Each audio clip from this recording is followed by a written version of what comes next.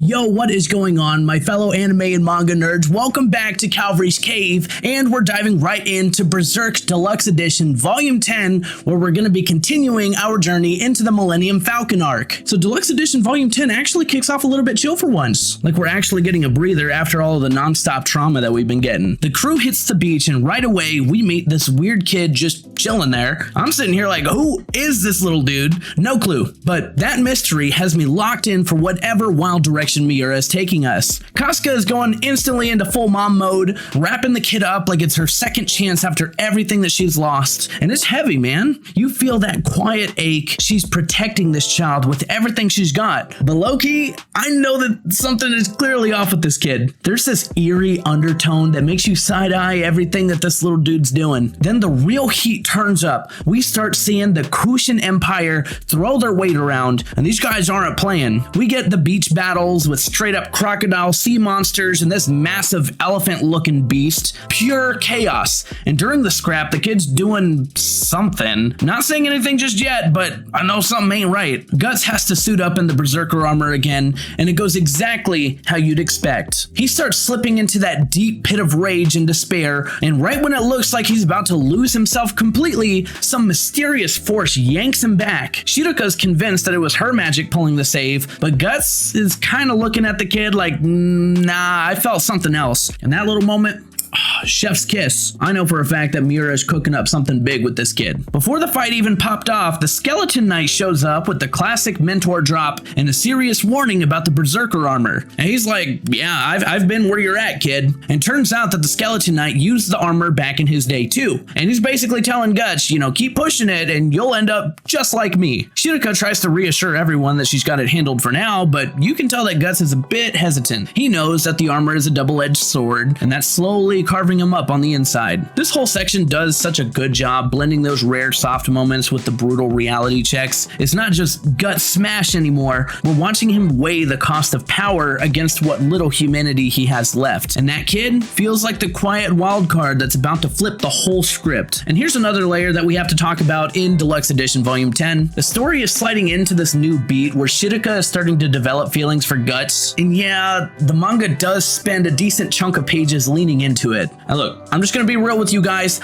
I am having none of it. Now don't get me wrong, I actually vibe with Shiruka's whole arc, her growth as a young witch, stepping up, learning to hold her own in this brutal world, and that's solid character work. But the crush plot, hard pass. Nope, it just doesn't sit right. We already know where Guts' heart is locked in at. It's always been Casca, through every nightmare and quiet moment, and throwing this in feels forced, like Miura was testing some vibes back in the day, and it didn't quite cook. As a newish character finding her place in the party, Shiruka shines brighter when she's focused on magic, the battles, and keeping the crew alive. Not this. For me, it pulls away from the heavier themes that we're building, the armor's slow burn toll, the eerie kid on the beach, and the Kushan Empire throwing everything at them, as well as something going on in Serpico's mind, and I'd rather watch her evolve as that clever, vulnerable anchor for the group instead of side-eyeing Guts like he's endgame material. It's one of those rare spots where the story fumbles the emotional stakes for me personally. But one of the cleanest parts of this book is watching Farnese level up hard with her magic training. She's putting in the work, dropping her guard, and actually diving deep into the craft, and it pays off. By the end of this stretch, she's straight up holding her own in the chaos, and you can already see the glow up coming. Give her a little bit more time and she's gonna be an absolute force. I don't know a single anime or manga fan who doesn't eat up that character progression trope, right? Am I alone in that? It's really satisfying when someone steps back in from their old baggage and builds real strength. And with Farnese, it hits different because it's not just boom, power spike. It's her choosing to learn and staying vulnerable while she grows. And that balance makes her character arc feel earned. Amidst the chaos of the beach battles and the rising Kushan threat, Serpico's concern for Farnese's safety becomes very clear, especially after witnessing the raw intensity of Guts in the Berserker armor. Now, I completely understand where he's coming from, and at this stage, neither Farnese nor Serpico would stand much of a chance against that version of Guts, and it creates a tense but believable moment of realism within the group. What stands out is how Miura handles Serpico's mindset. He's always thinking several steps ahead, weighing risks with quiet loyalty, and it makes him one of the most compelling supporting characters in this volume, and I really enjoy that depth. It's also effective how the story introduces this subtle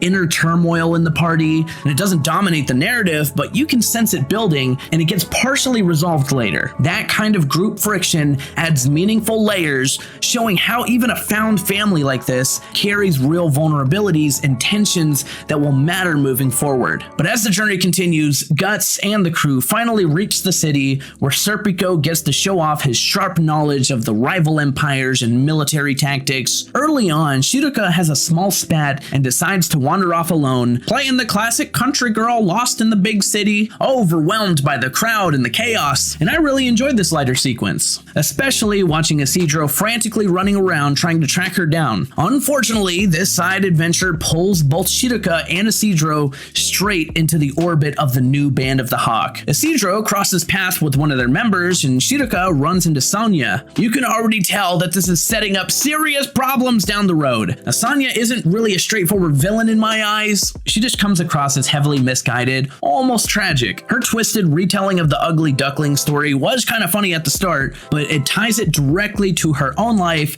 and tries to pull in Shiruka into that worldview, and that was a standout moment for me in this book. It adds real depth to her character while still hinting at the ideological conflicts ahead. What concerns me the most is how quickly Shiruka starts warming up to Sonya as a friend. I just know nothing good can come from that connection. Isidro eventually steps in to save the day, leading to some intense boat fights against a group of pirates. And as a big One Piece fan, I really did appreciate this darker take on piracy, grittier and more brutal than the usual high seas adventures. But one odd detail during this stretch that hasn't been fully addressed yet, it seems like we're reintroducing Azan from the Holy Iron Chain Knights, but something feels off. He's masked the entire time, and his presence doesn't quite match what we remember, and I'm curious where Miura plans to take this thread. Finally, when Sonya nearly whisks Shiruka away, it's her budding crush on Guts that makes her refuse to leave, wanting to stay with the group instead. It's one of those moments that feels convenient for the plot, because if she didn't have a crush for Guts, would she really come back or would she join Sonya? And I don't much care. I'm having none of that. But right before they leave, Sonya gives Shiruka a striking vision of what's coming soon, and by the end of this volume, those events start unfolding quickly. I also appreciated the moments where Shiruka has to use her magic to subtly influence people so she can blend in, almost like Jedi mind tricks. Since her attire stands out so much, it's a clever, practical use of her abilities in the city. It's clear that Isidro is hoping for something more meaningful with Shiruka, but that doesn't seem to be progressing anytime soon. The bar fight sequence with Guts and the crew stands out as one of the highlights for me. Azan is present again, still masked, which only deepens the mystery around whatever's changed with him. That entire bar brawl felt surprisingly out of place for Berserk, but in a good way. It really reminded me of the bar fight mission in Red Dead Redemption 2, which was one of my personal favorites. The mix of tension and raw energy just made it memorable for me. We also cut to Charlotte, where it's evident she's still holding on to her undying love for Griffith, and I'm not sure what his true endgame is with her, but it's something worth watching unfold. There might even be a subtle jealousy dynamic between Charlotte and Sonya, though it's too early to say for certain. On a positive note, I enjoyed how the story starts fleshing out members of the new Band of the Hawk. You know, that quiet campfire scene with one of them playing the lute while letting Sonya rest beside him, and that just adds some human to his character. These aren't cartoonish villains, they genuinely believe they're on the right side, which adds complexity and makes their convictions feel more unsettling. Shifting to the next major thread, the crew needs a boat to reach the Elfhelm Islands, which is why they came to the city in the first place. And it turns out that this is Farnese and Serpico's old hometown, leading them back to the family mansion. We get more development on Farnese's father, her brothers, and especially her mother, whose character I found compelling even if the others felt a little bit flat for me at first, but that changes for one of them towards the end of this volume. Farnese's attempt to plead for a boat fails with her father, but her brother offers an ultimatum: marry one of his associates and they'll get the ship. At first, this plotline didn't sit well with me. It felt out of character for Farnese to even consider leaving behind the people that she's grown close to,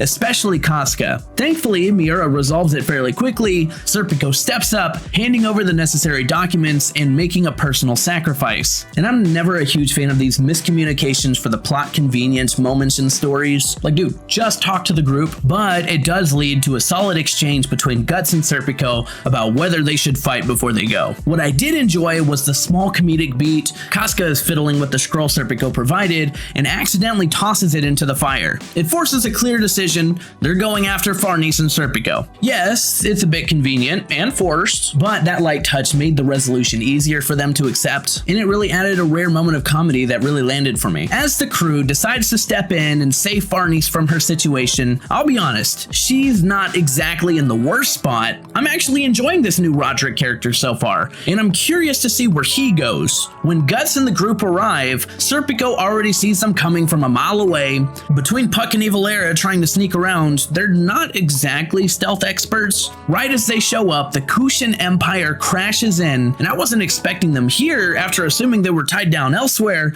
but it still kicks off some serious chaos. Before everything explodes, Serpico finally agrees to that duel with Guts, telling Shiraka to head to the rear entrance. I always love these fight scenes between them. Neither one is truly wrong. It's more of a raw display of bravery and honor. Though, in classic Serpico fashion, he stacks the battlefield in his favor. Still, Guts comes out on top, but during the clash, Serpico finally opens up about his real fear and that he's worried that Guts might accidentally kill Farnese one day if the Berserker armor takes over again. After getting thoroughly beaten, Serpico snaps out of it, they hash it out the old-fashioned way, and just like that, they're back on the same side. And I'm not mad at the resolution. Sometimes you just gotta throw hands to clear the air. Citro watching the whole thing and asking if they were actually fighting was a more serious touch to the story. Both Guts and Serpico confirmed that they went at it for real, and since Citro's young and impressionable, I'm kind of wondering and kind of a little bit worried if this plants the wrong idea in his head about how conflicts get resolved. And I guess we're gonna see how that plays out. Once they're united again, the group heads to the banquet hall where the world leaders are gathered, planning a massive push against the Kushan Empire. Farnese's brother tries to make it his moment by announcing her marriage to Roderick, but the speech falls apart fast. Farnese disappears,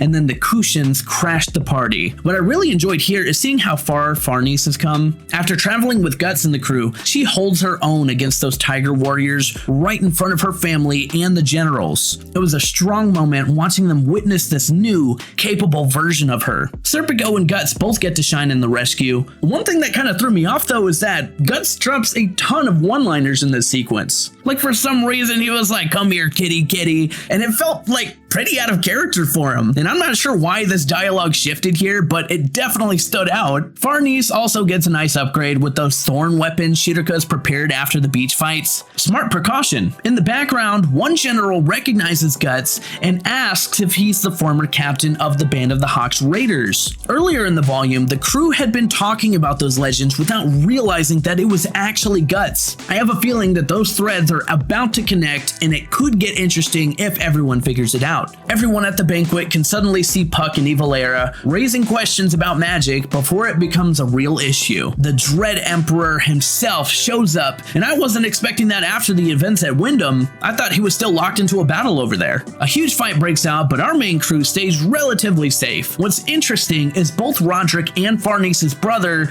choosing to team up with Guts in the group. And I'm enjoying these new characters, and I wouldn't mind seeing them stick around. It really does make me wonder if this is quietly setting up something bigger. Maybe Guts is earning respect from these military leaders and eventually building his own force against Griffith. And I know it's just kind of headcanon for right now, but it would be an interesting direction for the story to go in the future. Towards the very end of the volume, we're introduced to a mysterious elderly man on his deathbed who caught Griffith's attention. No idea where that's heading, but it feels important for the next stretch. Overall, Deluxe Edition Volume 10 felt a lot more like setup. There wasn't some huge spectacle for me to actually review. The biggest highlights for me would be the mysterious child on the beach, Shiraka's first meeting with Sonya, and whoever this dying man is who is linked to Griffith. It's classic Miura, planting seeds that I trust will grow into something huge, with one exception, and that's Shiraka and Guts' romance angle, and I'm still not entertaining that at all. But yeah, I think that's where we're gonna wrap this one up. And if there's something huge that I'm missing in Deluxe Edition Volume 10, feel free to let me know in the comments. And if you have missed any of my previous videos regarding the Berserk manga, feel free to hit the link and check it out. But don't forget to like and subscribe, hit the bell for notifications so you don't miss a future upload, and I will see you in the next video. You still here?